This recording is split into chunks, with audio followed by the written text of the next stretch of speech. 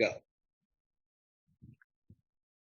How's it going, everyone? What's up? This is the Just Win Show. My name is Stephen Michaels. I am here with Phil Robinson. What's up, Phil? Another victory in the books, and now we look towards week 4.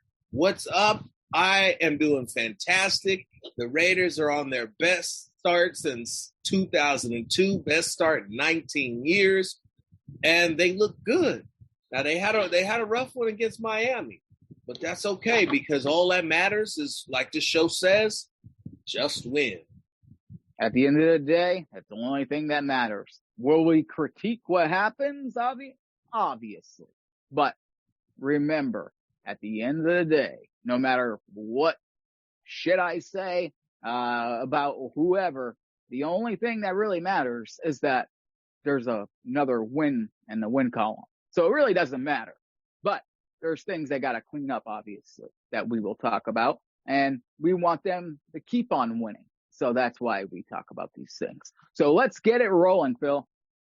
First topic, we have the matchup, the quarterback matchup of Derek Carr versus Justin Herbert. 3 weeks into the season, who is playing better, Steven? Oh, I mean, I think it's kind of, I would say Derek Carr just because the Raiders are undefeated. And, even though he's had his shaky moments, I mean, obviously the first game, which a lot of quarterbacks, especially when we don't have any preseason snaps at all, you're going to be a little bit rusty. And obviously he's made some stupid, decisions here and there. But for the most part, he's been clutch, especially when it comes down to the fourth quarter. Like I've always said about Derek Carr, it's my whole issues with Derek Carr has always been him being consistent. You know what I mean? If he could just be consistent all the time, he could be awesome. And another thing about him is he is one of the, there's not a lot of quarterbacks that I would choose to have the ball with, like 2 minutes to go in the fourth quarter. Derek Carr always, it seems like he's best in those moments when the game's on the line. Now, I wish that we wouldn't have to have that every week.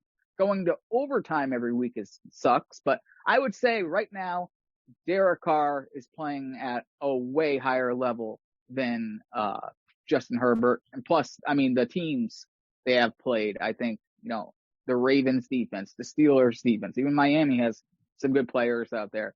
Derek Carr's looked more impressive, in my opinion, so far. I would agree. That's not just because I'm a Raider fan, a Raider reporter, and even lightweight a Raider homer, but because when you look at Derek Carr, has already thrown for 1,203 yards to be exact.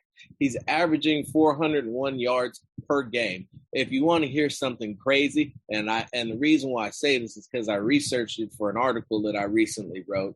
Derek Carr is on pace for 6,871 yards at the end of the 2021 season. Is he going to get there? That would be amazing. Simply amazing. Do I believe he's going to keep this up? At some point, I think it'll tailor down, but he's hot right now and definitely is the guy that I would go with. Listen, I had an opportunity to cover Justin Herbert and see him play live when I was covering Cal. And to me, Justin Herbert is a guy that he's a systems quarterback who will operate the system in its entirety, operate the system, execute it. But when you need him, when push comes to shove and the teams that he's playing against are not some chumps, he tends to freeze up. Now, one could say that, he beat the Chiefs. The Chiefs' defense is awful. The Chiefs' defense is probably the worst defense in the league, and I say that in all honesty. Against the run, they are the worst defense in the league. Without the pass rush, go ahead.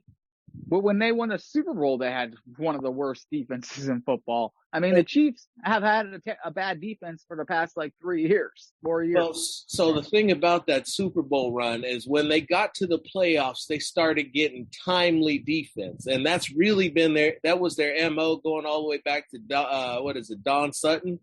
And they were holding. Get timely turnovers, timely sacks, and you can give up all the yards in the world as long as you get off the field on third downs or second downs. And they got away with a lot of holding. Last season as well, they were holding like crazy. And then, I mean, it was nuts. And obviously in a Super Bowl, they end up getting flagged for the stuff they were doing all season long in the biggest game of the year. But yeah, Justin Herbert, listen, he's thrown for 956 yards. Derek Carr he's thrown for, I believe, like 1,200, I believe, this season. So, and as far as that goes, Carr has more yards than him, but the touchdowns, they both have 6 touchdowns, and they both thrown, I believe, Derek Carr's thrown 2 interceptions, and Justin Herbert has thrown 3. And so, I mean, just if you want to go off stats alone too, Derek Carr's better than Justin Herbert right now, so I just think he's playing at a higher level. I think he's more focused. And remember, let's not lose sight. And this is Derek Carr's contract year. You know what I mean? Like, I know his contract's due next year, but this is usually the time when a franchise either moves on or gives the guy an extension. Yeah, re-ups it. Yeah, I mean, this is the time, and he didn't get that extension. So he is playing for literally his Raider career. You know what I mean? Like, this is it. Like I tried telling people before the season, this is it for like the whole Derek Carr saga with the Raiders. It's either win now or he's going to be on a different team.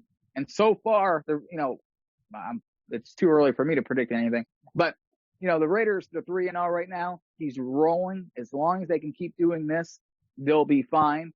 And, when he has weapons, he's good. When he makes good decisions, everything is just like a well-oiled machine over there. I think he's really got Gruden's playbook down. I do think he needs to tell Gruden to shut up sometimes and run his own stuff, but he's still, I mean, the Raiders are undefeated. You can't ask for any more. No, you could ask for a little bit more. They are undefeated, absolutely, but should the Raiders be concerned with the offensive line play in terms of asking for a little bit more? That's where I would start. The Raiders' offensive line on TV looks terrible. Paper would tell you a slightly different story. Carr has dropped back to throw 136 times, which is the most in the league. He has been pressured 25.9% of his dropbacks, which is only 15th among quarterbacks. So that would put the offensive line as middle of the pack. He's been hurried 19 times, hit 11, sacked 8. So out of those 136 dropbacks, he's getting pressured and hurt. He's getting hurried on roughly 15% of his throws. That's not what you're seeing on TV. No, but also you got to take into consideration too. I mean, it's just not the protection. It's Andre James snapping a ball over this guy's head almost every play. So now this guy has to bat a ball in the air, catch it, and then throw it. So now he has two jobs. He has to catch the ball, because it's going to go over his head. And then he has to settle in and then throw it really fast because that's the whole. He used to be a pitcher. He used to be a pitcher, so he would be okay with it, catching comebackers, balls right at his face, and then but until Andre James snaps it when he's looking at the guy going in motion and it goes over his head and the other team runs it back for a touchdown. That's what concerns me about the offensive line is Andre James with that flat. There's no spiral on that ball at all. It's like a flat football, snapping it over his head. I mean, I watched 2 guards run right into each other in the last game. They really did. They smashed right. I thought John Gruden was making a joke when he talked about it after a game. He mentioned it. And then all I did is watch the highlights on YouTube and they showed it. They showed that play. It went nowhere. It was when the Raiders got stuffed when it went for 4th down. These guys just ran right into each other. Like, I don't know what they were doing. I could offer you another one when you look at that first sack that Christian Wilkins got against Carr, where I forgot who it was that John Simpson literally chased all the way across the front of Andre James, so much so that he never, ever even thought about seeing Christian Wilkins walk right around him and sack Carr.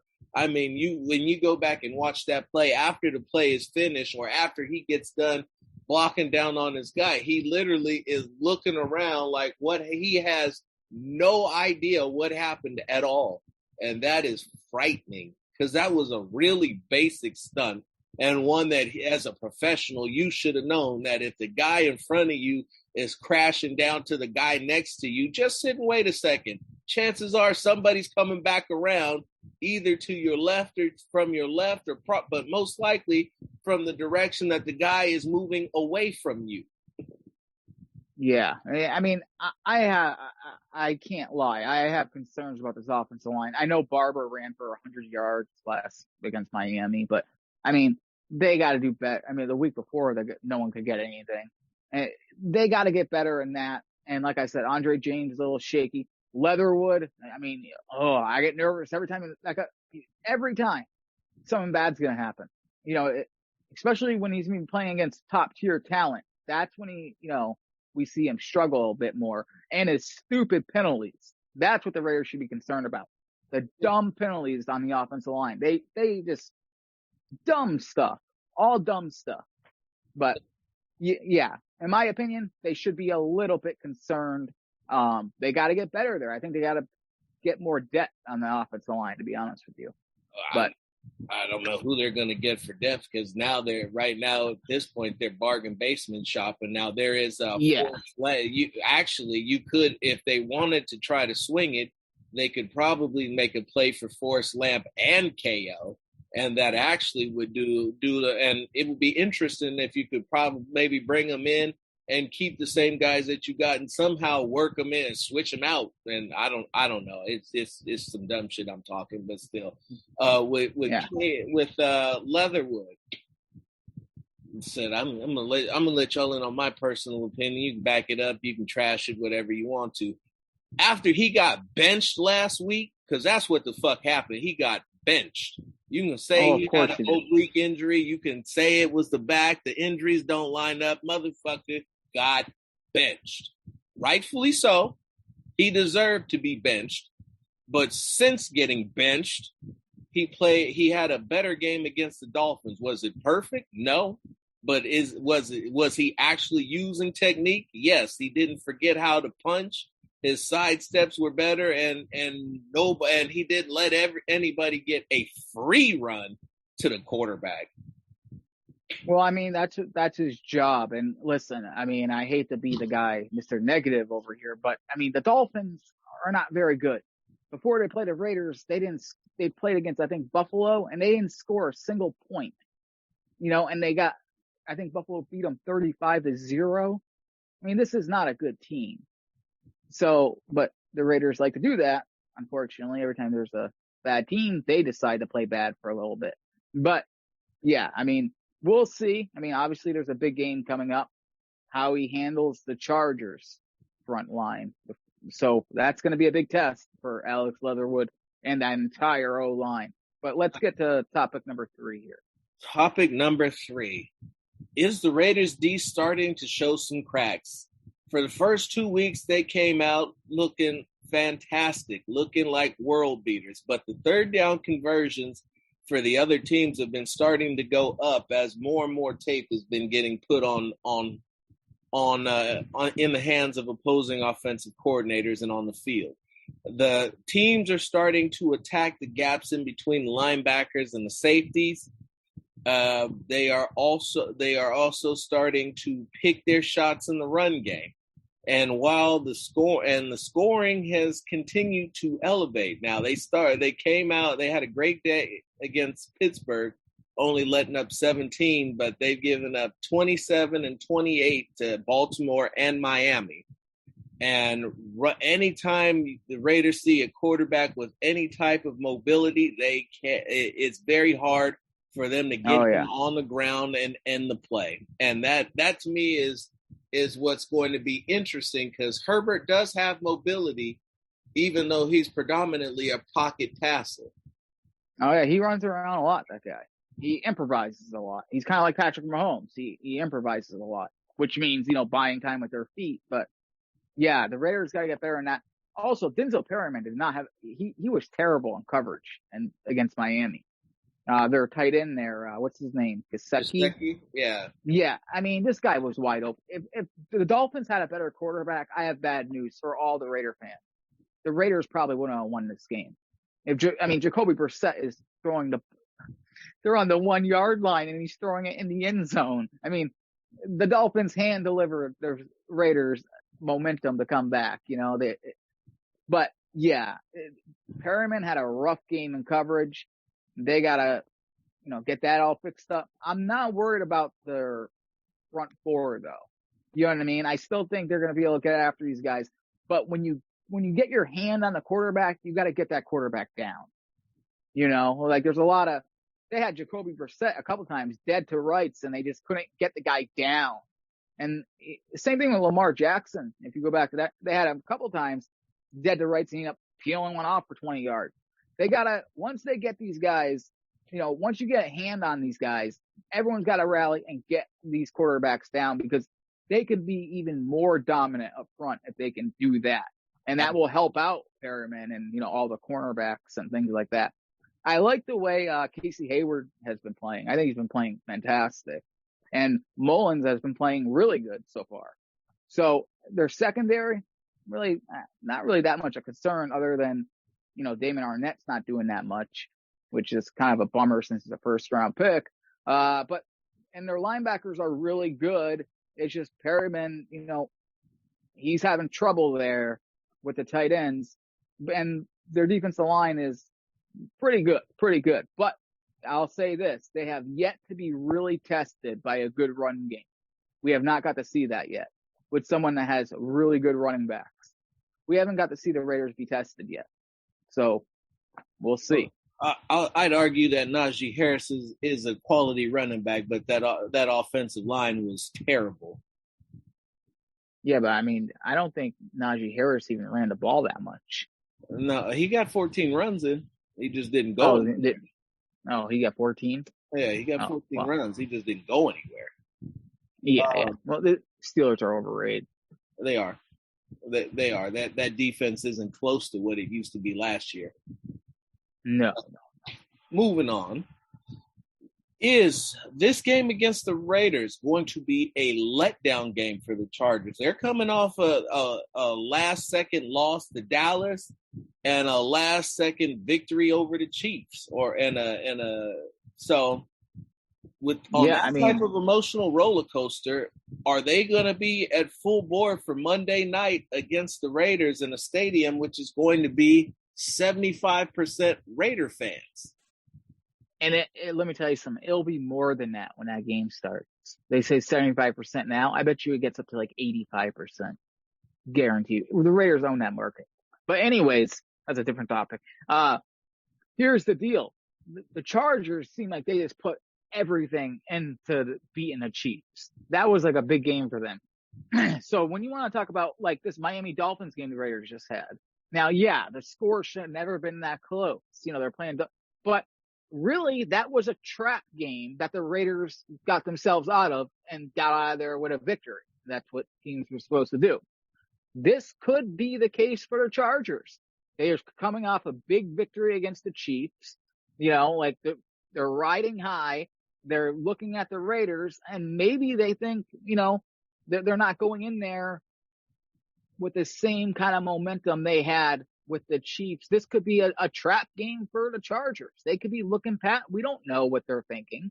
They could be saying, hey, we know we can beat this team. We did it before, blah, blah, blah, blah, blah. But I think both teams will be locked in, though. I do think both teams will be locked in. But it is always a possibility when you're coming off a big win like that, especially against the Chiefs. That was a big win for the Chargers. The Raiders, it was a win, but I can't really say it's a big win because it's against the Miami Dolphins.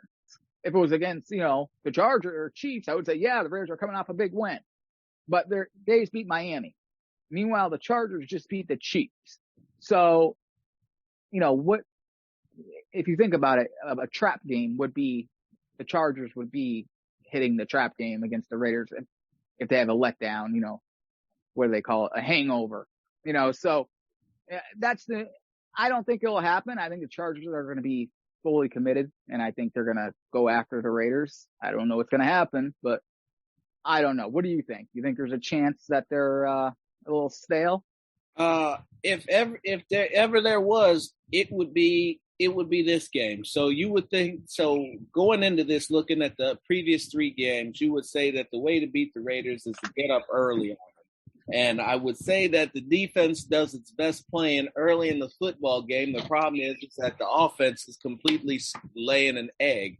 They're marginally, and I do mean marginally, better in the red zone this season. They are 21st in the red zone percentage, I believe, even though they are leading the league in yardage on offense and 6th in scoring.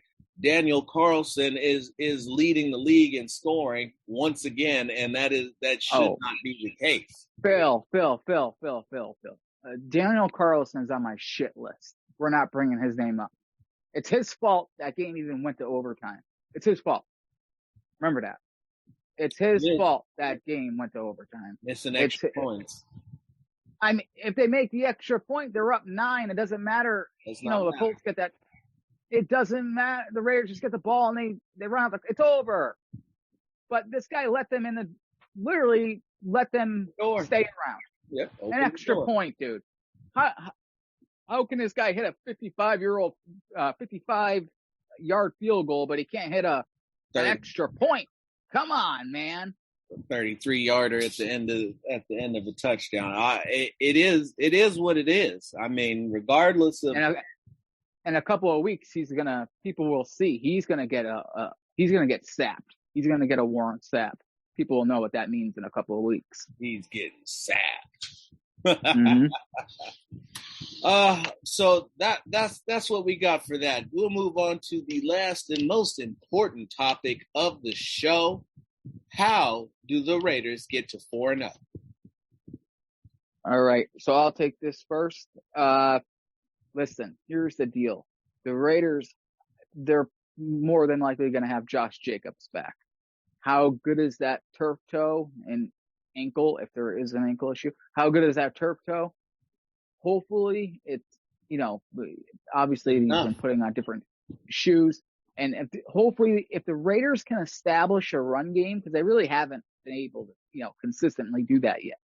If they can establish a run game with Josh Jacobs, Jalen Richard is technically supposed to be back, so I don't know what's the deal with that. But anyways, maybe Jalen Richard plays since he is eligible to return. That's another running back at least in the mix. If the Raiders can get a running game going, I really think the Raiders they can beat the Chargers. I mean, if you just look at the Chargers, like who they look at the teams they have played so far, during this season.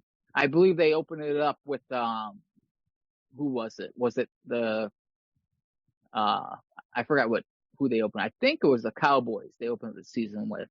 Is that right? No, they opened up with the Browns. Was it the Browns? No, that's October. Hold on. I'm pulling it up right now.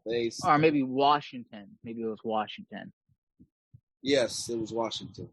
And yes, so they beat Washington, who's not a good team, as everyone's been watching. They beat them 20-16. They lost against the Cowboys, all right, and then they just had that win against the Kansas City Chiefs team, which we mentioned does not have a good defense at all. Meanwhile, you look at the Raiders; they beat the Ravens, they beat the Steelers, and they beat the Miami Dolphins team, not very good, but guess what? Washington is not very good either at all. And the Chargers only beat them 20-16. So I can completely argue that the Raiders had a lot tougher road here. Their strength of schedule for this game the Steelers are a lot better than Washington. The Cowboys aren't even that good. They're just that NFC East sucks so bad that they're going to look good. You know what I mean? So I just think the Raiders Cowboys are capable of putting up some points. I'm not quite going to say that they're not that good. They need to reestablish themselves, but so far they're putting up points. Yeah, against NFC East teams. I mean, come on. The Eagles are trash right now. The Giants are trash. And they're not – that division is probably the worst division in football, the NFC East. But anyways, how the Raiders win this game is simple. You get a good running attack going, and don't forget, remember last season, when the Raiders played the Chargers, you got to see a little bit of Bryan Edwards in that game. I think you're going to see a lot of Bryan Edwards against this team, against the Chargers. And let's not forget one big thing, Gus Bradley. This is a guy who is just with the Chargers. He is going to know. He knows Justin Herbert. He knows what he likes and what he does not like. This is going to be a huge, huge important factor here. I think this gives the Raiders the advantage, in my opinion. Having their former defensive coordinator just leave and join the Raiders. I'm telling you, I mean, Raider fans don't need a reminder. Remember when John Gruden left and went to another team and then beat the Raiders in the Super Bowl because he knew everything the team was going to do? That could be the case in this game. Gus Bradley just knows Justin Herbert's habits, knows where he's going to throw the ball, and he has the guys in the right position to succeed. And who knows? But yeah, I do think you need to get Bryan Edwards going. I really think this is a game you've got to try to get Darren Waller going big time. Last couple of weeks, he's had a few catches here and there, but the Raiders want Darren Waller to catch a lot, take over games. This could be the game that he can do that in. And so, yeah, I think, a lot of running. If the Raiders can establish a run game, that's going to open up the pass. And I just think Darren Waller is a matchup nightmare for the LA Chargers. I really do. What are your thoughts? I actually see this season and this game a little differently. I think that the Raiders should flip what John Gruden wants to do and go with what's been working. Come out throwing the ball, spread the field out, throw the ball out, tire this Chargers defense, make them cover all 53 inches wide, 100 yards long of the football field and wear them out. What works for the run game was getting Miami tired and then going to the bigger back and letting him continue to wear down on them until he started getting open lanes and a full head of steam. I think that what they've been trying to do was they've been trying to go to the running game too early. And quite frankly, the push that this line's been getting in the run game, especially in the center of the line, has been atrocious. It's just been non-existent. And so if these guys aren't, I mean, you look at Andre James, you want to talk about somebody on your shit list. Let me tell you a story about Andre James and the most disgusting fucking thing I've ever seen on a football field. This man hiked the ball at the goal line and not only did he not get a push on the goal line from the 1 yard line, he snapped the ball and got completely put on his fucking ass. Flat back, pancake. No he got pancaked so fast, he got away with a holding call with pulling the nose tackle down on him as he fell over. They have no push. I mean, that's what upsets me about the Raiders' offensive line. I know we already talked about it, but I mean, they need 1 yard. They can't even get 1 yard because they can't get a good push. Ever. I mean, they got to get stronger. And let me tell you something. I know you want Derek Carr to throw a lot and stuff, but this offensive line is going up against Bosa and all these guys. They're going to be challenged. Oh, Bosa's hurt. Yeah, either way. Bosa's hurt again. Derwin James separated his shoulder in the game against the Chiefs. He popped it back in and kept playing, but that's something that you got to keep an eye on, especially in a game where he could be looking to be the featured cover guy on Darren Waller, which I hope that they man him up on Waller. I really do. I would just love to see that. But back to what I was saying about how do they win and spread it out. The spread has been working for Carr. The spread has got the Raiders to 3-0 because it damn sure ain't been the running game. And if you want to spread them out and then go to Jacobs in the start of the third, where let him be fresh, where everybody else is tired, then I think that will give them their best opportunity to get the run game going and work within the offense, because every time Gruden goes to the run game after the pass game has finally got on, he ends up fucking up and almost costing the team the game. And he's doing that to run clock, and I get it, but there have been inopportune times where he has used the run game to kill the Raiders' offensive momentum, and I cannot stand that. Yeah, and you know what? And also, I'll say a big key to winning this game, I mentioned Bryan Edwards, but I say, get all of these guys involved. Derek Carr looks his best when he's spreading the ball around. When Hunter Renfro's out there, Edwards, when he's just throwing it to every single one of his weapons, that's when the Raiders have the most success. And that's what I think they can do against the Chargers. No doubt. The Raiders currently have four pass catchers, because not all wide receivers, with 200 plus yards receiving through week 3, which they are the only team with that many receivers having 200 yards. I think the other teams have a max of maybe 2.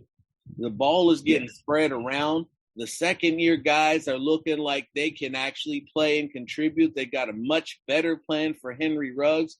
Bryan Edwards is starting to show what all of the things that you've heard about, the hyperbole and the ranting and raving and comparisons, the T.O. and Randy Moss, and you're like, sure, whatever. But now 3 weeks in, you look at his body of work, and line has let him down and got a couple of his touchdowns called back. But Edwards is out there doing his thing. Ruggs is out there doing his thing. He made Xavier Howard look bad a couple of times. Lost him. Yeah. He's a lot better at route running this season, that's for sure.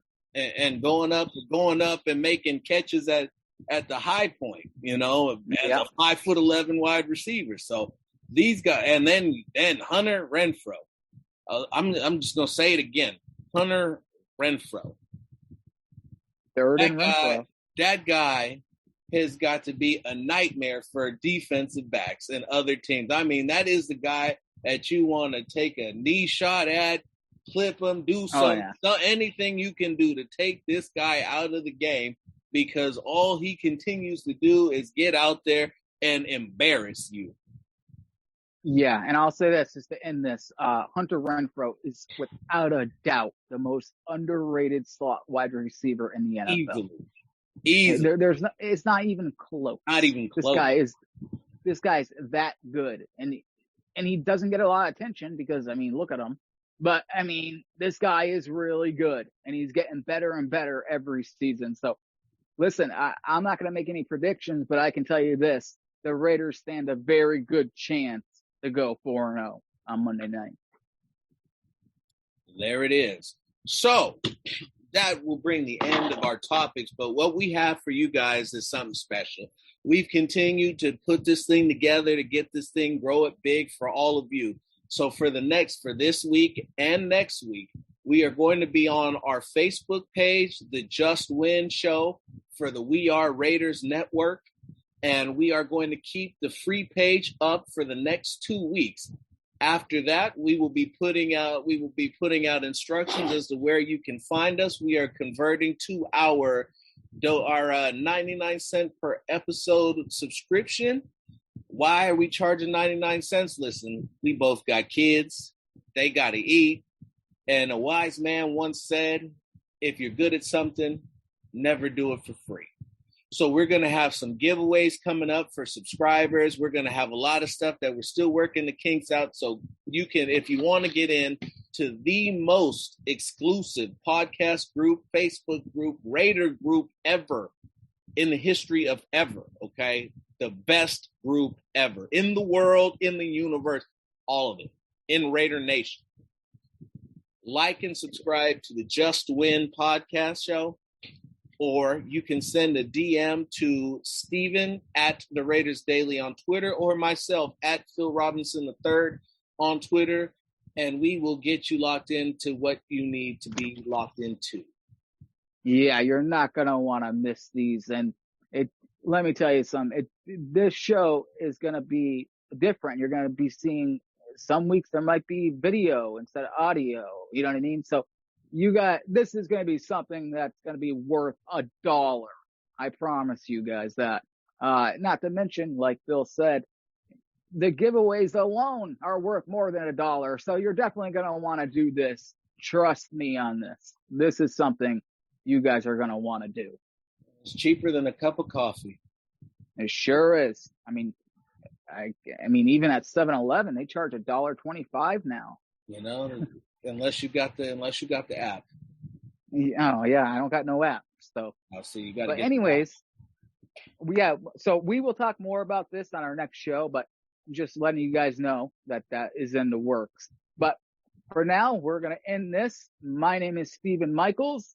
I will be doing a public show on Friday, sorry.